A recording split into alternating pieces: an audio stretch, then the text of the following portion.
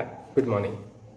आपने ये तो सुन ही लिया होगा कि बीएसईआर माध्यमिक शिक्षा बोर्ड राजस्थान अजमेर ने हाल ही में यानी कि जो सिलेबस है वो थोड़ा चेंज कर दिया है। हालांकि क्लास 10th के लिए इतना नहीं है क्योंकि वहाँ टॉपिक्स तो सेम ही रहने वाले हैं। तो आइए मैं आज आपके लिए साइंस से क्लास 10 का फर्स्ट चैप्टर रासायनिक अभिक्रियाएं एवं समीकरण, जो कि मैं ब्रीफली में यानी कि उसकी एक तरह से समरी में आपको बताने वाला हूँ। उसके बाद में फिर हम उसके एक एक टॉपिक को अच्छे से देखने वाले हैं। ठीक है, ओके, शुरू करते हैं। तो आइए शुरू करते हैं। हमारा टॉपिक रहेगा रासायनिक अभिक्रियाएं एवं समीकरण, the chemical reactions and equations. तो यहाँ हम सिर्फ समरी देखने वाले हैं कि इस चैप्टर के अंदर हम कौन कौन से टॉपिक को कंक्लूड करेंगे यहाँ पर। तो पहला, जैसे कि हमारे पास में छोटा सा टॉपिक होता है कि इसमें पहले तो हम बात करते हैं कि रासायनिक समीकरण जो है वो क्या है, किसे कहेंगे हम रासायनिक समीकरण। आपने रासायनिक अभिक्रिया में दो चीज़ें देखी होंगी। नॉर्मली आप 9 तक पढ़ के आए हो तो आपने देखा होगा कि रासायनिक अभिक्रिया जो होती है, अभिक्रिया के हमेशा दो पार्ट होते हैं। एक तो होता है उसमें अभिकारक और एक होता है उसमें उत्पाद। ये दोनों चीज़ें वहाँ पर हमें देखने को मिलती हैं।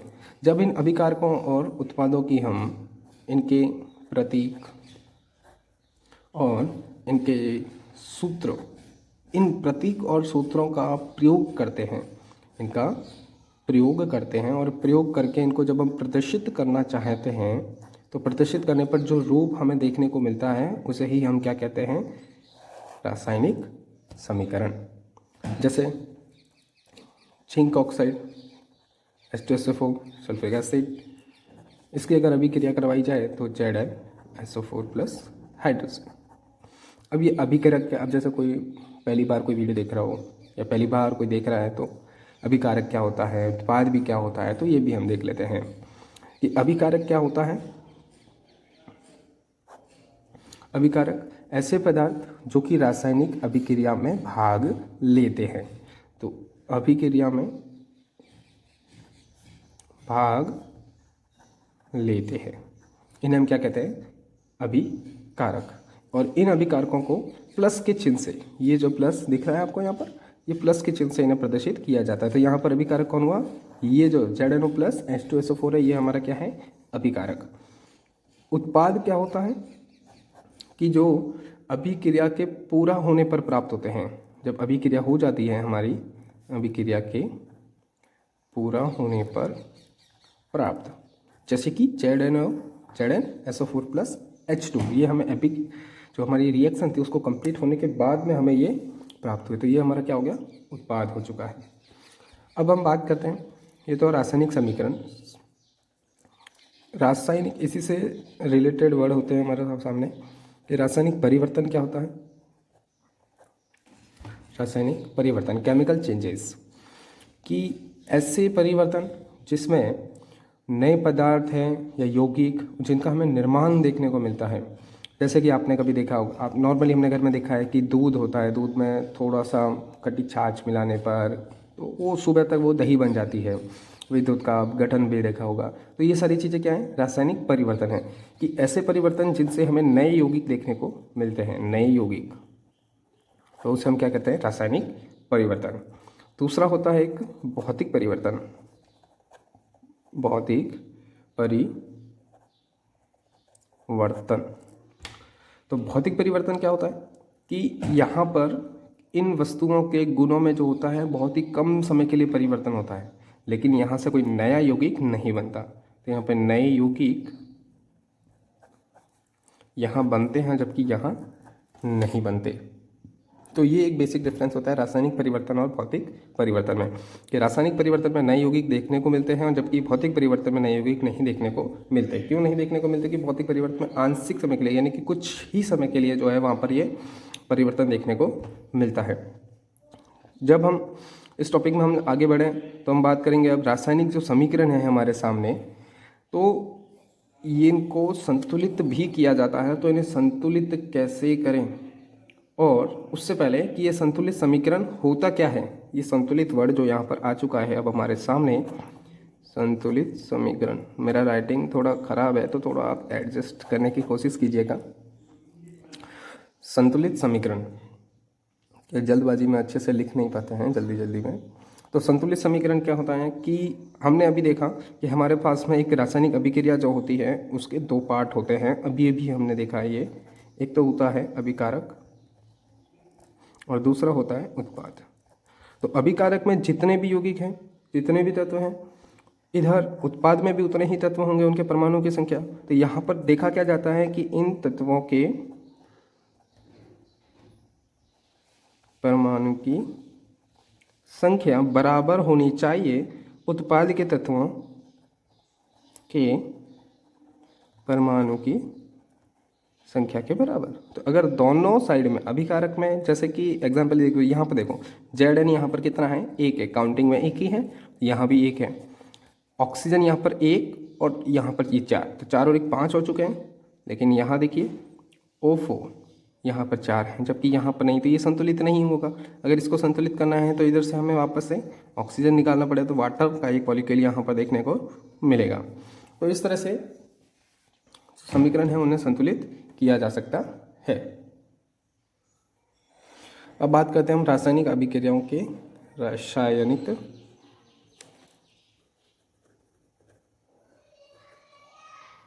अभिक्रियाओं के प्रकार।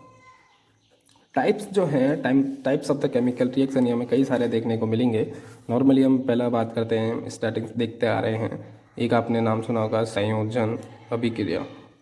देखिए यहाँ पर ये चीज़ें बहुत सिंपल है, आप इनके नाम, जैसा नाम वैसा इनका काम है। संयोजन, संयोजन से क्या मतलब है, निकलता है जोड़ना। संयोजन क्या होता है, जोड़ना। कि अगर किसी भी अभिक्रिया में दो या दो से ज़्यादा पदार्थ के अणु जो हैं वो आपस में जुड़कर केवल एक ही प्रकार के अणु का निर्माण करते हैं, यानी कि दो या दो से अधिक तत्व आपस में मिलकर एकल तत्व का निर्माण करते हैं, तो उसे हम क्या कहते हैं, संयोजन अभिक्रिया। इसका एक और भी दूसरा नाम है योगात्मक अभिक्रिया, भी हम इसे कह सकते हैं। योगात्मक, योग यानी कि जुड़ने का कार्य कर रही है ये। जैसे कि प्लस इन दोनों को आपस में जोड़ा जाए तो क्या बन जाएगा हमारे पास में, दो वाटर के molecules, very simple.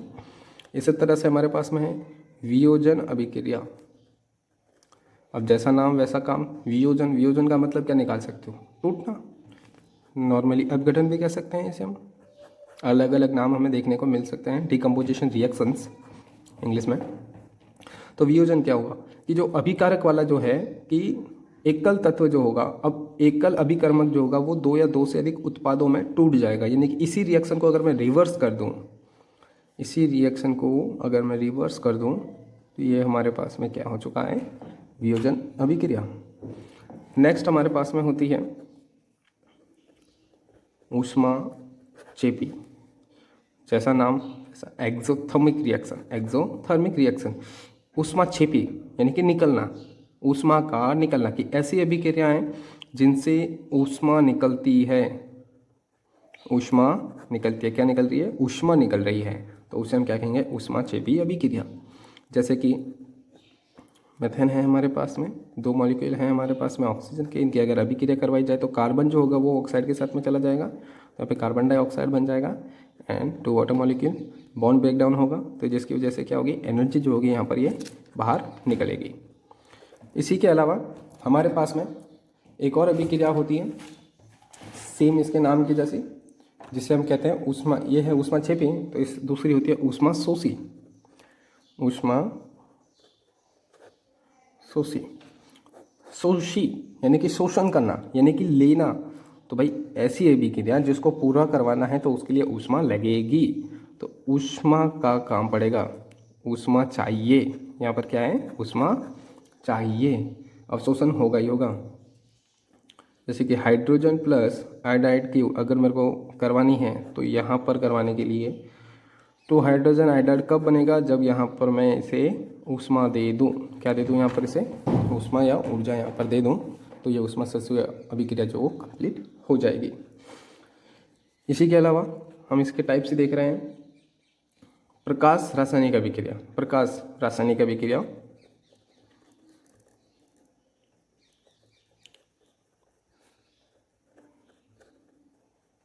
Photochemical reaction. Photochemical reaction क्या होता है कि ऐसी अभिक्रियाएं जिसमें प्रकाश का अवशोषण होता है, यानी कि लाइट की आवश्यकता होती है। लाइट की आवश्यकता, प्रकाश का अवशोषण होता हो तो इसे हम क्या कहेंगे? प्रकाश रासायनिक अभिक्रिया। हमने आपने फोटोसिंथेसिस देखा हो, तो वो एक टाइप की क्या है? वो कौन सी रिएक्शन है? फोटोकेमिकल रिएक्शन है ऑब्वियसली, क्योंकि उस अभिक्रिया को अगर नज़र में लाएं तो वो कुछ इस तरह से थी हमारे सामने कि यहाँ पर जो था वो सूर्य की लाइट थी, बराबर, सूर्य का प्रकाश, जिससे हमारे पास में क्या बन रहा था? एक ग्लूकोज C6H12O6 प्लस यहाँ पर ऑक्सीजन के 6 मॉलिक्यूल्स। ओके, नाउ अब हमारे पास में है इसके अलावा 6 नंबर की रिएक्शन, जैसे हम कहते हैं विस्थापन अभिक्रिया। ये देखो अपने ही नाम से जाने जाने वाले हैं, ये अपना खुद का, इनका नाम ही इनकी पहचान है, इसलिए डरने की कोई ज़रूरत नहीं, बहुत ही सिंपल सी चीज़ें होती हैं। विस्थापन, विस्थापन यानी कि हटना, विस्थापन यानी कि हटना, कि अगर अभिक्रिया में क्या होता है कि किसी भी अभिक्रिया में एक परमाणु का समूह अपनी जगह से हटकर दूसरी जगह चला जाए या फिर उसकी जगह पर कोई दूसरा आ जाए, ठीक है, तो उसे हम क्या कहेंगे? विस्थापन अभिक्रिया। कहने का मतलब कि जो हमारा अभिकर्मक होगा, कि जो जितना अधिक क्रियात्मक होगा वो अपने से कमज़ोर वाले को वहाँ से हटा देगा, तो ये क्या हो जाएगी? विस्थापन अभिक्रिया। जैसे Zn प्लस CuSO4, जिंक और कॉपर सल्फेट की जब हम रिएक्शन करवाते हैं तो यहाँ पर जो हमारा जिंक है वो कॉपर को हटाकर खुद आ जाते हैं और जिंक सल्फेट बना लेते हैं और कॉपर हमारे साइड में चले जाएंगे। नेक्स्ट है हमारे पास में, ये विस्थापन थी, तो दूसरी है हमारे पास में द्विविस्थापन अभिक्रिया। द्विविस्थापन में क्या होगा? यहाँ तो एक ही था जो यानी कि अदला बदली कर रहा था, अब क्या होगा यहाँ पर कि दोनों अभिकर्मक, कि दोनों तत्व जो हैं आपस में एक दूसरे के स्थानों को बदल लेते हैं, तो उसे हम क्या कहेंगे? आदान प्रदान हो जाता है, यहाँ पर आयनों का आदान प्रदान हो जाता है, the exchange of the ions, तो उसे हम क्या कहते हैं? द्विविस्थापन अभिक्रिया, डबल डिस्प्लेसमेंट रिएक्शन।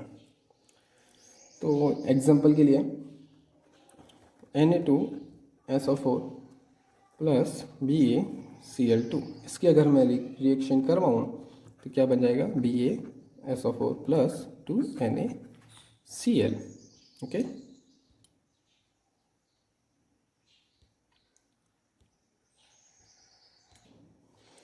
नेक्स्ट है हमारे पास में उपचयन या ऑक्सीकरण अभिक्रिया, oxidation reactions, oxidation reaction. Okay, oxidation reaction क्या होता है कि जहाँ ऑक्सीजन का जुड़ना या हाइड्रोजन का कम होना, ऑक्सीजन का जुड़ना या हाइड्रोजन का कम होना हमें देखने को मिलता है, उसे हम क्या कहते हैं? ऑक्सीकरण अभिक्रिया कहते हैं। कई अलग अलग टाइप से हमें यहाँ पे देखने को मिलेगा। नेक्स्ट जैसे हम लेवल हमारा बढ़ता रहेगा वैसे वैसे हमें इसके और भी कई सारे टाइप्स हमें देखने को मिल सकते हैं। तो ऑक्सीजन का जुड़ना या हाइड्रोजन का निकलना, ये क्या कहलाता है? ऑक्सीकरण अभिक्रिया कहलाती है। जैसे 2Mg प्लस O2 2MgO, तो ये क्या हो गया? ऑक्सीजन का क्या हो गया? यहाँ पर जुड़ाव हो चुका है, तो ये क्या कहलाएगी? ऑक्सीकरण अभिक्रिया। एक होती है अपचयन, रिडक्शन रिएक्शन। रिडक्शन रिएक्शन में क्या होता है? इसका जस्ट उल्टा होता है कि ऑक्सीजन का निकलना और हाइड्रोजन का जुड़ना। जैसे CO प्लस H2, तो जैसे क्या हो जाएगा? Cu plus H2O, oxygen hydrogen जुड़ चुका है और O जो है वो यहाँ से निकल चुका है, तो ये क्या हो गई है? अपचयन अभिक्रिया हो गई है। अब अगर इन दोनों अभिक्रियाओं को, ऑक्सीकरण अभिक्रिया और अपचयन अभिक्रिया, इन दोनों को अगर मैं मिला दूं तो ऑक्सीकरण प्लस अपचयन अभिक्रिया, इन दोनों अभिक्रियाओं को अगर मैं मिला दूं तो इसे हम क्या कहते हैं? रेडॉक्स रिएक्शन, रेडॉक्स अभिक्रिया।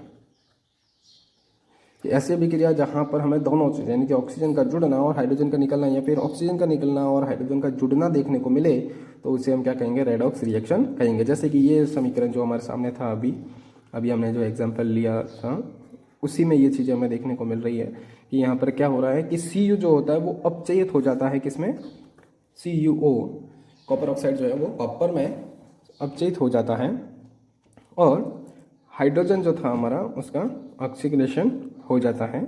तो यहाँ पर ये दोनों चीज़ें हमें देखने को मिल रही थी।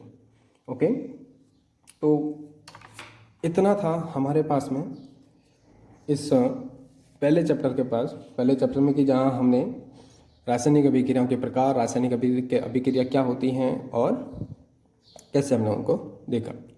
ठीक है, तो नेक्स्ट वीडियो में हम आपके लिए लेकर आएंगे और दूसरी कई सारी अच्छी अच्छी चीज़ें, कुछ शॉर्ट ट्रिक्स भी लेकर आएंगे जिससे आप एग्जाम में आपको बहुत ज़्यादा मदद मिलेगी। कुछ पीरियोडिक टेबल्स के बारे में, कुछ यानी कि जो फिजिक्स के जो क्वेश्चंस होते हैं उनको कैसे सॉल्व आउट किया जाए, और साइंस के कैसे यानी कि बायोलॉजी में कौन कौन से मेन टॉपिक होते हैं, केमिस्ट्री के आपके कौन से हैं, तो इन सब चीज़ों को हम धीरे धीरे ब्रीफली हम देखते रहेंगे। तो आप चैनल से जुड़े रहिएगा और ज़्यादा से ज़्यादा लोगों को शेयर कीजिए, लाइक कीजिए और सब्सक्राइब कीजिए।